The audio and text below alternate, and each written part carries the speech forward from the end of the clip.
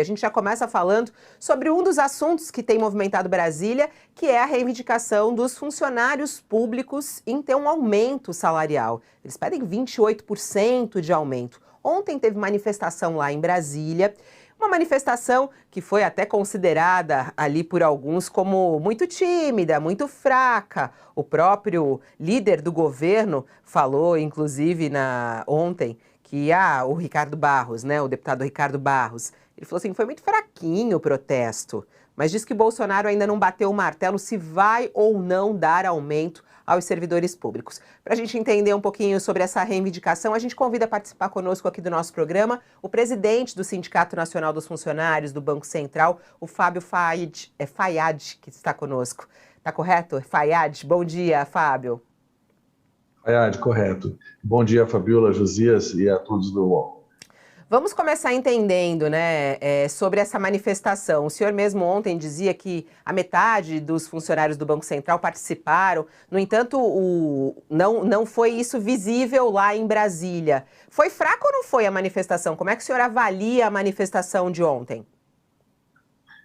Nós estamos num momento diferente do serviço público, Fabiola.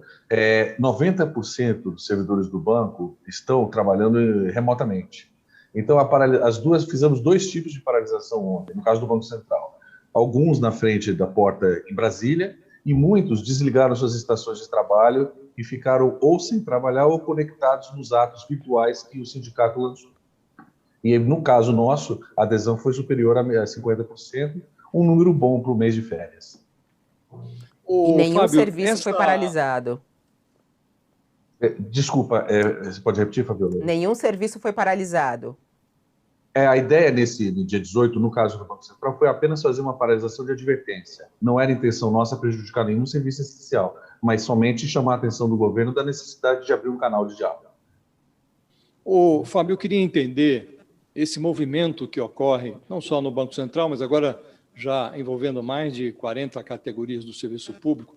A sua impressão é de que ele ocorreria de um modo ou de outro, ele só ocorre porque o presidente Bolsonaro suou o paletó para abrir um espaço no orçamento de quase 2 bilhões de reais para conceder reajuste especificamente a policiais federais, policiais rodoviários federais e aos funcionários do DEPEN. Sem esse esforço do presidente Bolsonaro para privilegiar determinadas categorias, haveria o movimento por reivindicação salarial ou ele só ocorre por conta da movimentação do presidente?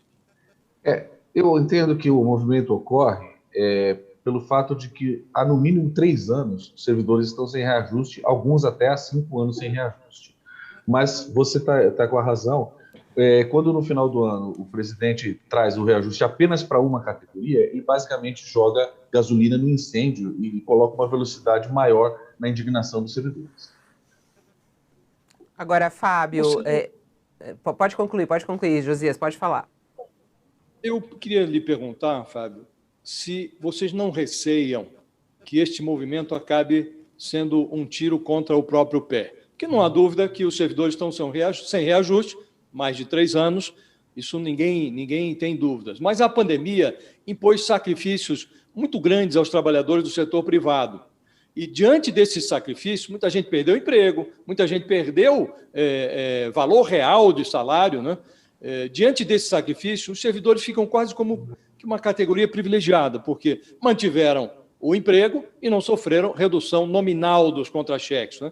Vocês não receiam que esse movimento acabe sendo um tiro contra um pé, um movimento impopular e infrutífero, porque não tem dinheiro para dar reajuste? Em relação à questão do impopular, a gente defende o seguinte: são muitos servidores no Brasil e a gente entende que o servidor público tem uma importância muito grande. E a pandemia mostrou isso. Os servidores que atuaram diretamente no combate à pandemia, os servidores enfermeiros, médicos, profissionais do Butantan, Fiocruz e outros vários. E todas as outras questões, por exemplo, o Banco Central colocando o PIX, ajudando a conduzir uma economia no momento da pandemia, combatendo a inflação e outras atividades, policiais federais, auditores e outros, todo mundo contribuindo para o Brasil avançar apesar da pandemia. A gente entende o seguinte: você tem escolhas em economia. Na economia, nós defendemos que a escolha seja o benefício para os servidores e para os trabalhadores brasileiros, porque quando você dá aumento para os servidores e para os trabalhadores, você está colocando renda na economia que vai se transformar em consumo, que pode se transformar em mais produção e fazer a economia girar e voltar a crescer.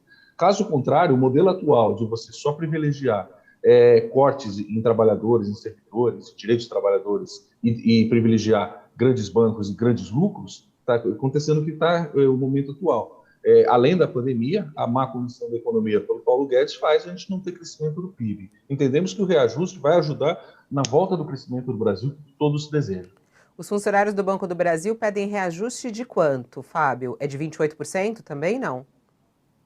Desculpa, você falou Banco do Brasil. Desculpa, Banco Central, perdão. Banco Central, perdão. Não, eu que peço desculpa, eu entendi errado. O pessoal do Banco Central pede a reposição da inflação. Gosto de colocar o conceito. A gente entende, o Josias está certo no ponto. No momento, embora o Banco Central tenha feito o PIX, Open Bank e avançado em vários projetos que trouxeram maior produtividade, não é o momento de falar em ganho real, aumento de produtividade, nada disso. A gente pede a negociação em torno de a reposição, se não total, pelo menos parte da inflação, que é um direito, acho que todo trabalhador brasileiro merece e deve buscar. E dá quanto? Falamos hoje em torno de 20%.